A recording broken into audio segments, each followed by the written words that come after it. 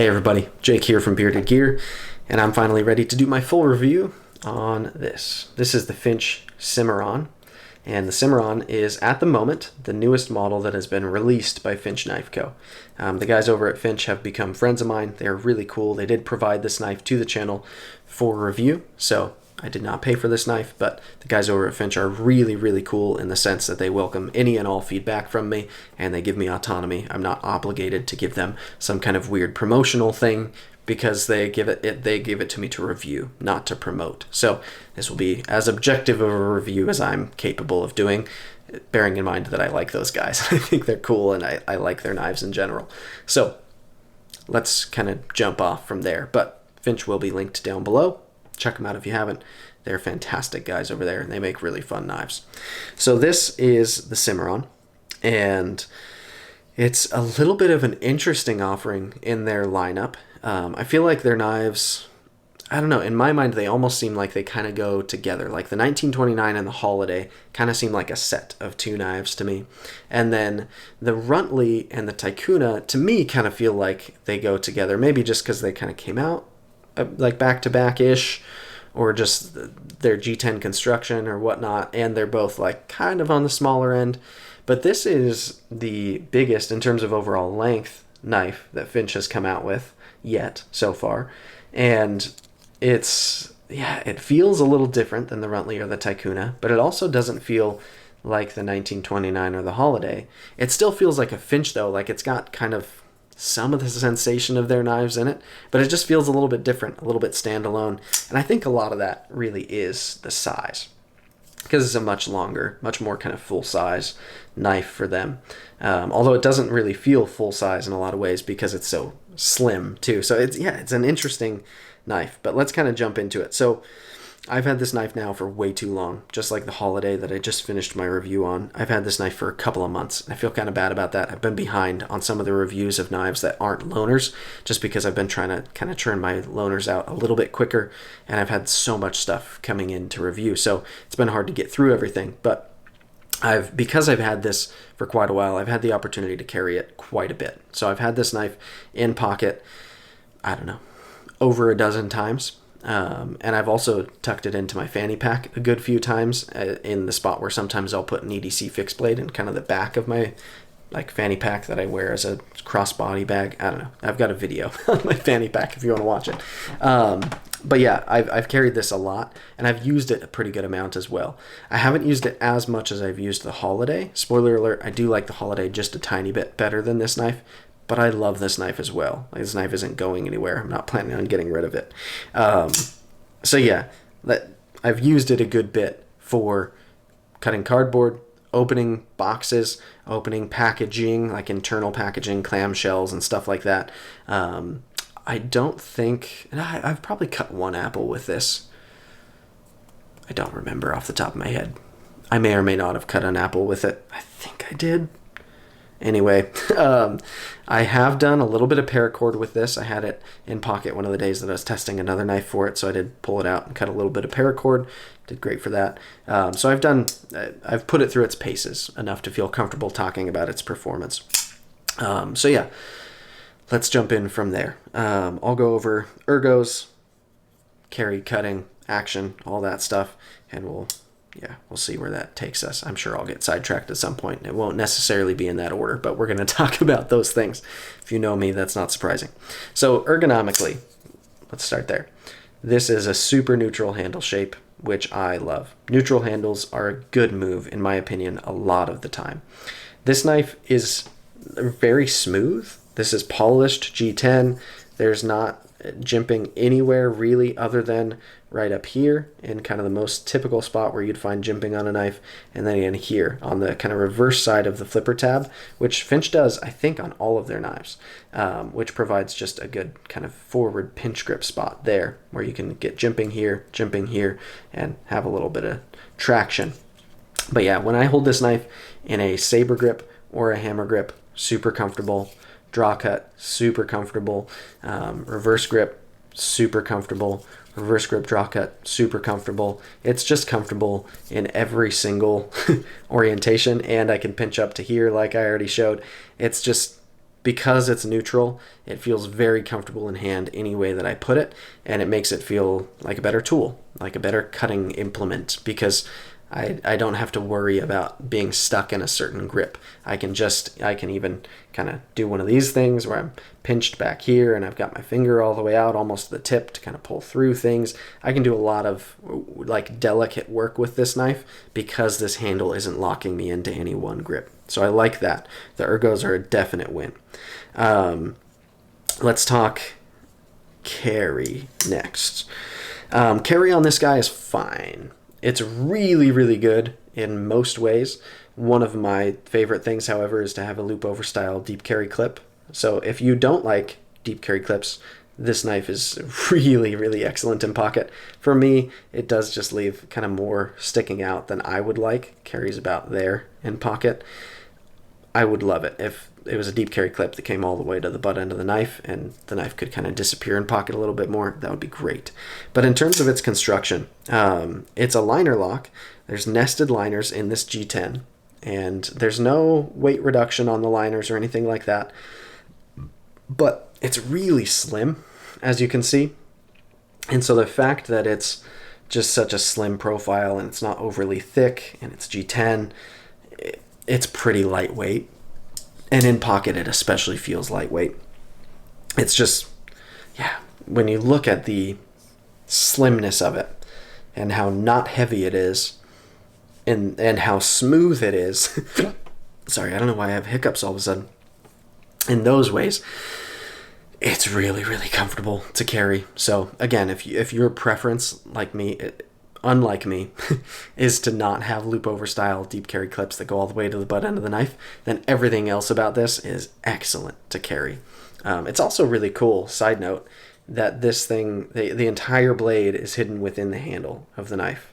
Most folders are not that way. Most folders, you can see quite a bit of blade protruding out of the handles while the knife is folded, but this is a nice skinny blade that's set flush down into there, which is just a cool touch that the whole profile of the knife when closed gets so slim and it kind of hides the blade so well. It almost reminds me of like an OTF, like if I had a switch here it would just stiletto out the front, you know. So yeah, carry is good, ergos are great. Let's talk action. This is going to be on bearings, just like I think every single Finch knife. Yeah, the Runtley's on bearings, the Tycoon's on bearings, the 1929's on bearings, the Holiday's on bearings. They're all on bearings. This one in particular feels very good. No surprise, all of their knives have good action in my experience, but this one is snappy. And maybe part of it is like this long, skinny blade. It just has a really cool sensation when you deploy it. It's just slick, but it feels great. I like it a lot. In terms of closure, it's not drop shutty, but I feel like at the price point, drop shuttiness isn't something that you see all that much, and it feels good to me. A lot of the time I find myself just kind of doing this where I slam it shut. I do this, I feel like on most of my Finches for some reason. It does also sound the slightest bit gritty right now compared to like just earlier when I grabbed it. Maybe I need to add some KPL, but this action has been fantastic. And it's also very possible that I've gotten a little bit of dust in it just from the amount that I've used it. But yeah, I like the action. The bearings function great. I have never had like a failure to deploy all the way. It's just every single time that I initiate the flipper tab, the knife deploys all the way, and it's intuitive and easy to use, and it feels fun. So it's pretty nice to fidget with. Not the most fun knife in the world to fidget with, at least for me. I find the most fun typically means it has a hole to middle finger flick, or that it at least has like multiple deployment methods. If it has a flipper and a hole, boom, I love that. That's great because I can do this and deploy it with the flipper, or I can middle finger flick it or something. That would be cool. But here, there's no way to have another deployment method because it would either be a stud or a hole or something, and you'd need to have some blade exposed to be able to do that, and there's no blade exposed. So action is good. That leaves cutting performance. Now this blade is in 14C28N. All Finch knives lately have been in 14C20N. 14C28N, sorry. I'm not sure if that will be the steel they use forever. The first Runtley I got from them was an N690. Now the Runtleys as well are also in 14C28N, so my second one is in that. But I've had good experience with 14C28N. It's a good steel. It performs well in my experience. And for the range that these cost price-wise, I feel like it's an excellent steel choice. These are just a hair over $100, and that's pretty good steel for that, especially when you bundle it with the cool materials that they're using, the fact that there's loom in the handle, the way everything is finished, the action, like you get a titanium clip. There's a lot of good happening here. So I feel like that's a totally reasonable steel choice. The edge that came on it was stupid sharp. The edge has remained sharp. I have stropped this knife once. I stropped it when I stropped my Holiday. And I've been able to maintain it really well just with that one strop. It still feels sticky sharp on the edge. It's really, really nice there. So yeah, this blade, it's done pretty well for me. My typical preference is to have a pretty tall grind. And so with a blade this narrow, you really can't have that tall of a grind. And it's also not a hollow. This is a flat grind. And so behind the edge, it's not, I don't know, it's a pretty thin stock. So all things considered, it's not thick behind the edge.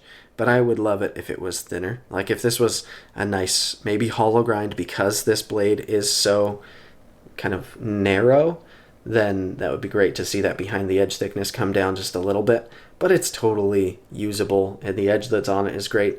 This point is super pokey stabby, and so for like penetrating into material, it's excellent, like superbly good for that type of stuff. And yeah, it cuts fine. It's not like the best cutter in my collection in terms of its slicing ability. If I'm passing this through cardboard over and over, it's not quite as fluid as something with a tall, full flat grind that's 15 thousandths behind the edge or less. And it can't be. There's only so much you can do geometrically with a blade this narrow. So it's just kind of I would say a limitation of the design in the sense that it can't be all that thin and still be reasonably strong. And yeah, so I like it. I think cutting performance is good, but even compared to like the Holiday, I find the Holiday slices a little bit better because it's a taller flat grind just by a hair, but it just, when I've compared them side by side, it seems to cut slightly better. But no slouch, it cuts well. So yeah, cutting performance is pretty good. Carry is good. Action is good. Ergos are excellent. And really this knife as a whole is very nice. It's also kind of cool. Like this one is the gray G10 with yellow G10 internally. These come in a variety of colors. So there's one that's green with tan inside. There's one that's like a bright blue with like a lime green inside. And then there's another one that's black with gray inside. And when Spencer from Finch sent me this one, he had also sent me the black one with gray inside for the giveaway I was doing right then, kind of to celebrate the start of my podcast. And then I think I also had just hit a nice round number on Instagram, and so I did a giveaway with that knife. It's already elapsed. That happened a while ago. This has taken long, like I said, but it's cool that they come in a number of versions, even just these G10 ones, because a lot of the Finch knives, like the Holiday and the 1929, they have like bone and wood and micarta and these cool kind of like bolster like scale things. But even on these G10 ones, they're doing really cool color combos, and it's still got the loom in it, which is really cool. Like, this is a material that you don't see on knives all that much. It's like a watch material. And so the fact that if I've got this out in the sunlight and then I go in a dark room, this piece of my knife is glowing is just kind of a cool touch. You know, it's funny that I like that too, because I typically am not really into like glow in the dark materials. But I think loom is a little different for me because it doesn't look greenish to the naked eye just normally. It looks like silvery white, which looks cool and classy to me. And part of why I don't like glow in the dark FRN and stuff is just because it looks like this weird greenish. Like, I also don't like Jade G10, and it looks like Jade G10 to me. I don't know. I like this. I think it's cool.